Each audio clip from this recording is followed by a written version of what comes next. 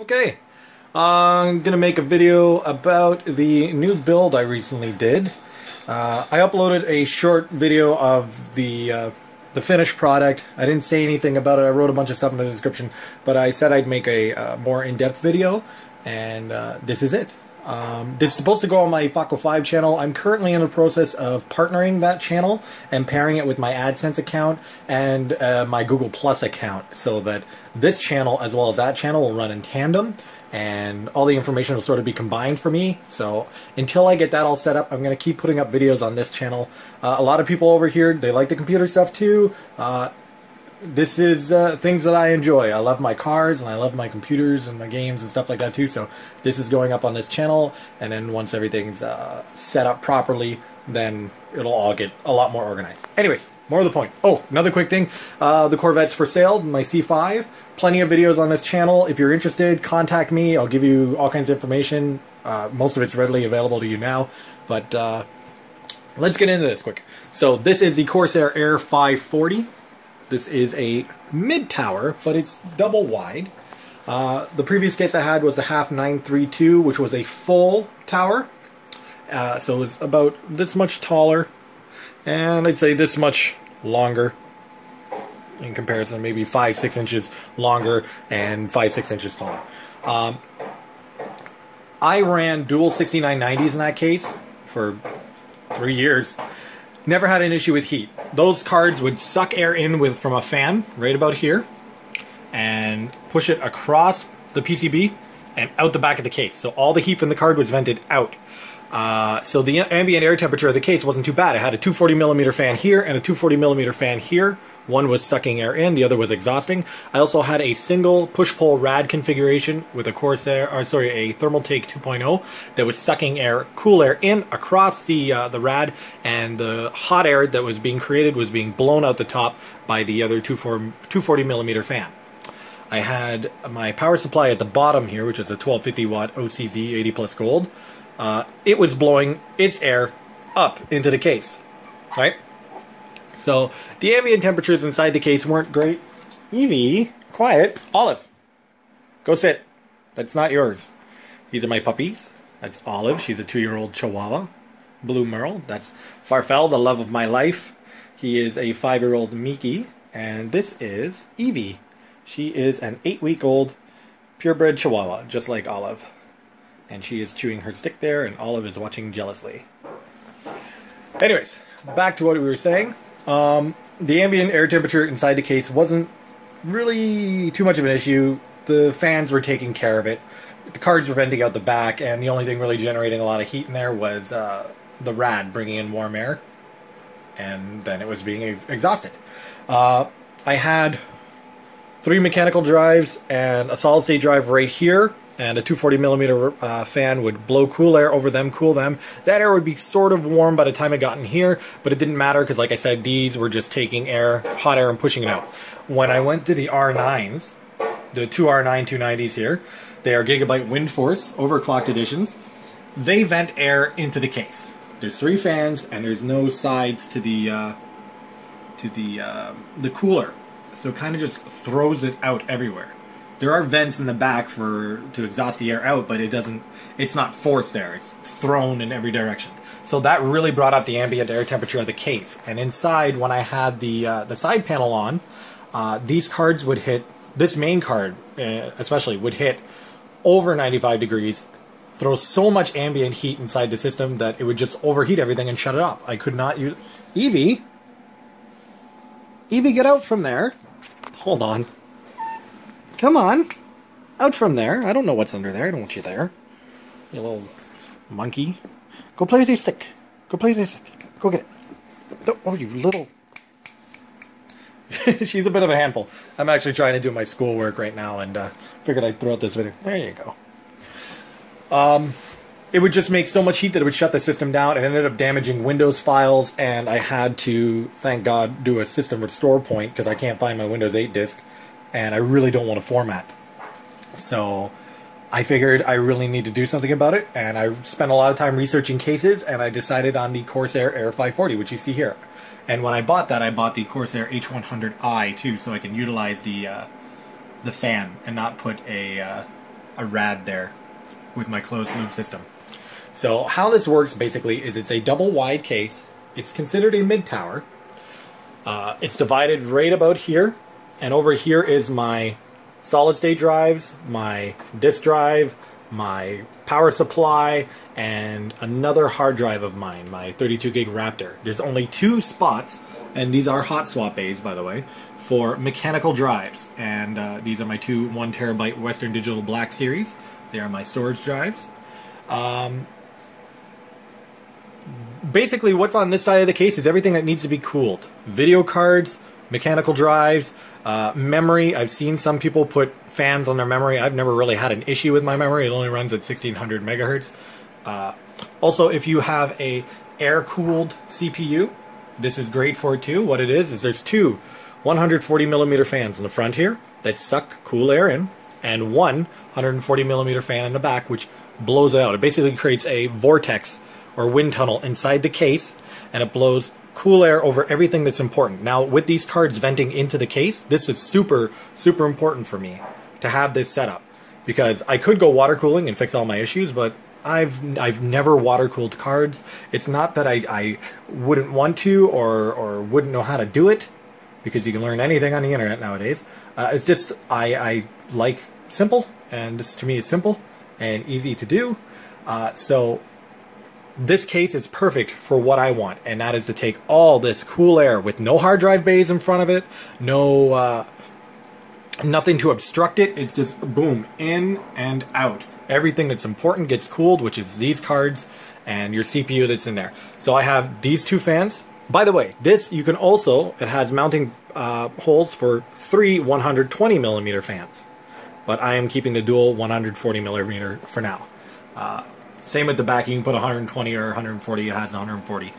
The reason I went with the H100i is because these now vent the rest of the air that's inside the case up through the rad and out the top. So it is intake and exhaust, basically. And the last case that I had was intake, but a lot of obstructions. It gets to the cards. These are already throwing out a ton of heat inside the case. These hard drives, the 4 that I had there, were already heating up the air that was coming in. The fan in the back was sucking air in through the rad because I wanted cool air for the CPU, and I had 1 240 millimeter in the top that was kind of pulling air out, and it wasn't enough. It really wasn't enough, and it was damaging the computer because I was ruining files when it would keep crashing. And the only way to use it was with the case off, and it would heat up the room. And that's stupid. Why do I need to leave it apart? So I did this.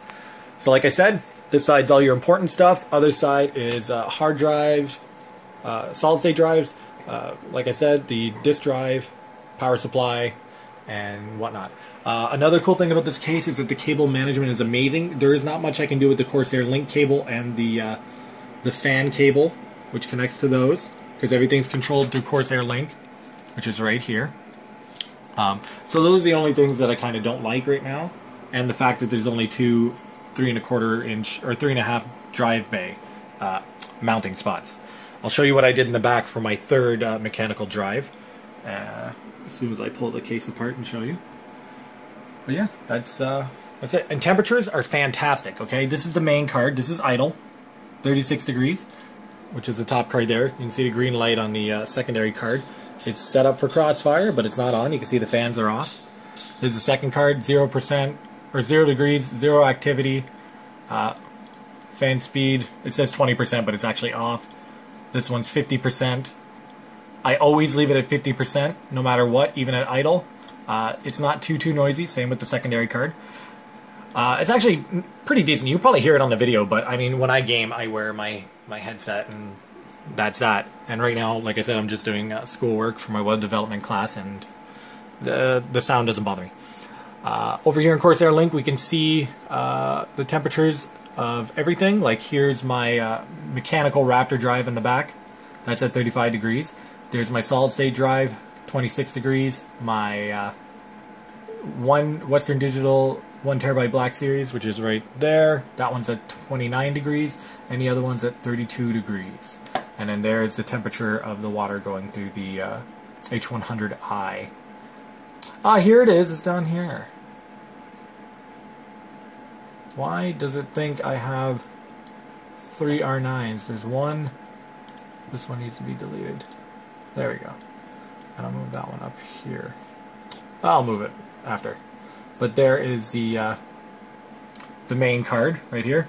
So this is to show you the temperatures are accurate. This is in Control Center, 36 degrees, and that's on Corsair Link, 36 degrees. Okay. Also, if I click this, I can go over here. Let me just move that over. Click that, and that shows you my fan speed. Where I have it set at 50%. The device type is either a fan or a pump. I have it as a fan because it's not water cooled. Just gives you information on it. Blah, blah, blah.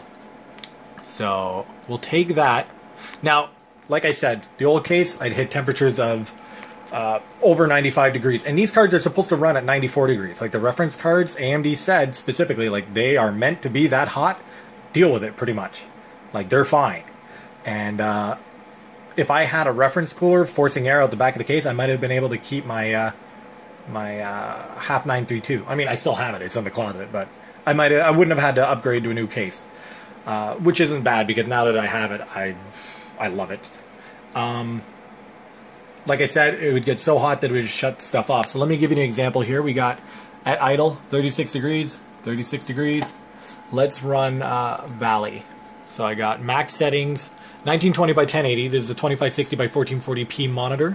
So just so that we can see things here, let's scroll down. First card is on. Second card is now activated.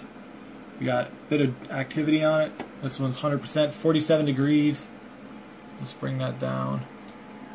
Running 1920 by 1080. Here's 1112 megahertz on the core, 1375 on the memory. Everything is ultra settings. Yada yada yada. Got that running. Let's look here. Main card, 52 degrees there. Right here, 52 degrees. Okay. We'll let that run for a little bit. Showing you the activity on the CPU there. Got 87%. That's the temperature of the surface of the water block. Here's the H100i temperature. About 31 degrees. My hard drive temperatures. This is what I don't need. So first card 57 degrees. Second card 36 degrees. We'll go down here. First card 57 degrees. Second card 36 degrees. So it's accurate. We got that running still. Over 100 frames. And nice and cool. 61 degrees. Highest temperatures I've seen with this is about 74 degrees on the main card. Whereas before I would do this and they would just get so hot that it would shut everything off. Like this case made a huge difference. So, yeah, that's the reason I switched to it. And here it is. It was a dream to work on. I absolutely love the cable management. You have so many options here. Came with a bunch of zip ties too, which was nice. Not a super big deal, but I mean, it was great when you're busy setting it up and doing cable management, and bam, they're right there with the case. So that was awesome. So both these cards going 65 degrees right now, remember, and I also have it overclocked quite a bit. Secondary card's not doing pretty much anything. So I think because this is in windowed mode, it's only running the one card, which is fine. Whatever. Still gives you an example, because even just one card used to get really hot. So there we are, sitting 64 degrees. It's gone down. Up here, let's check the other one. Right there, it's 65 degrees, 65 degrees. So again, this is accurate. 64 degrees, 66. This is still 60, 67, 67. Like I said before, they would just shut off. And I've let this run testing before. I let it loop 5-6 times. Same with Heaven. And about 74, 75 degrees is about the end of the world for it. It doesn't really go much much higher than that. So wonderful, wonderful case for air cooling important things. Like if you have air-cooled cards and that vent like this, it's a wonderful case. I'll quickly pull off the side panel, show you the back, and that'll be that. Okay, so I got the side of the case off. And here is my cable management. So there is the hard drive, or sorry, the power supply. There is my solid state for my boot drive. There's five basically five solid state drive bays there. There's my Western Digital 32 gig Raptor. That's, like I said, the only complaint is that there are no only two 3.5-inch drive bay mounts. Only so much I can do with cable management here. I've seen some that have been absolutely horrid, and this isn't bad. Trying to get you a view here. I got the window right next to it. So there you can see the cable management. And yeah. So, that's that. Let's see here. 74 degrees on the card. Right there, 74 degrees again. Secondary card not doing much of anything. So, that's my Corsair Air 540 build. And I love it. Thanks for watching.